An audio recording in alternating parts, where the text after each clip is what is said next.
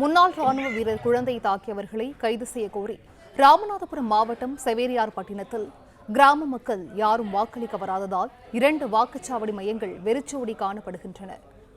கூடுதல் விவரங்களை செய்தியாளர் முருகாண்டி வழங்கிட கேட்கலாம். முருகாண்டி, இது குறித்த விவரங்கள்.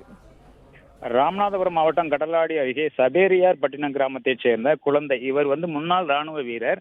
இவருக்கும் அருகே கிராமத்தைச் சேர்ந்த ஆப்பனூர் கிராமத்தை முருகானந்தம் என்பவருக்கும் இடையே ஒப்பந்த பணி காரணமாக முன்விரோதம் இருந்து வந்ததாக கூறப்படுகிறது. இந்த நிலையில் நேற்று தொழில் நிமித்தமாக தனது ஜேசிபி வாகனத்தை அருகே உள்ள கிராமத்துக்கு மாரந்தை கிராமத்திற்கு சென்றபோது குழந்தை என்பவர் சென்றபோது முருகானந்தம் என்பவர் மற்றும் அவருடைய ஆதரவாளர் முன்னாள் ராணுவ வீரர் குழந்தையை பயங்கர ஆயுதங்களால் தாக்கி கொலை மிரட்டல் விடுத்து சென்றதாக கூறப்படுகிறது.